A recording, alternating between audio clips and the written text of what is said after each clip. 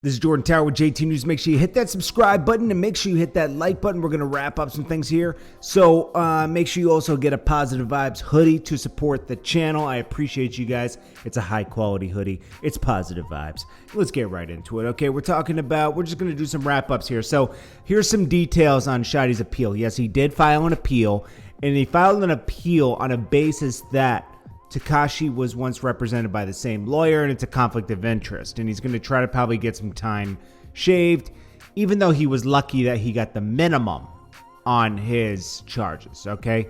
And he's lucky to then charge him for more, I gotta say. I mean, after you hear the wiretaps, you know all the information they have and all the things he was involved in, the things he copped a plea to, he was lucky he only got 15 years, okay?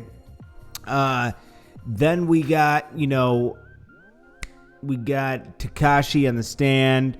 He didn't tell on Cardi B or anything. Like, they tried to loop her in to try to establish that, that rap is involved in gangs and stuff like that. And trying to name all these rappers to try to tarnish rap in a way. They did this with Tekashi, Casanova, French, a lot of people, okay? Then you got a lot of people trying to paint Jim Jones as an informant, which is completely false. Okay, he was on the. I even see credible people on YouTube talking about. Let me turn this up.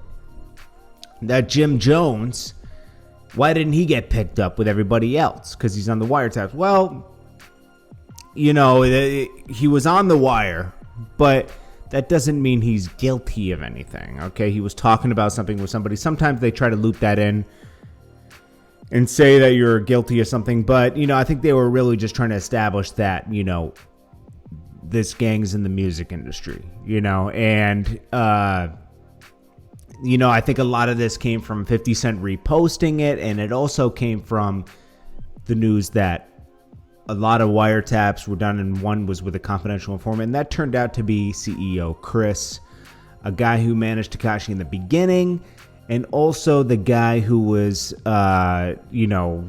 pretty much responsible for everything coming down. He was involved in a case before this called Operation Hardball.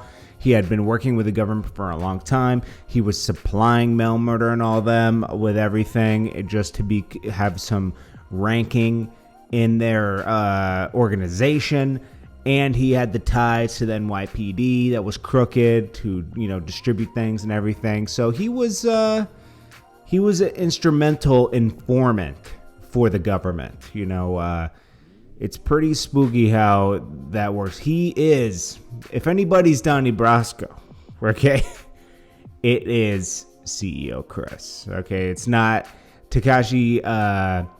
Definitely added to the case. Let's say that, all the conflicts they got in and everything that was documented and everything. Oh, it definitely helped their case a lot. Okay, so we're not getting Tekashi off the hook, but I'm just saying CEO Kris is the real problem. He's numero uno. Okay, then you got Tekashi, and then it goes forth from there. There's a lot of informants in this case. Tomorrow, we will see what happens to Harv and Nuke. That's the case that was going on. Those are the two guys that took it to trial. Everybody else took a plea deal and is waiting for sentencing and making their case to the court with the judge. Anyways, guys, I will keep you guys up to date as more information comes out. Just wanted to start the day off with this, and we'll get right into new news in a minute. Also, what was funny is Schoolboy Q said the 6ix9ine movie gonna be crazy, and he said, I hope I get a role in it. I just want to play one of the snitches. Then he said, I can definitely get away with playing 6ix9ine on the BET version. I'm all in. Anyways, guys, this is Jordan Tower with JT News. Don't forget to pick up a hoodie to support the channel. I appreciate you guys so much. I will drop more news as we go. It's October 1st. We got to get right to it. It's Tuesday, the beginning of the month. Let's get into it, guys. I appreciate you guys. Get it. Peace.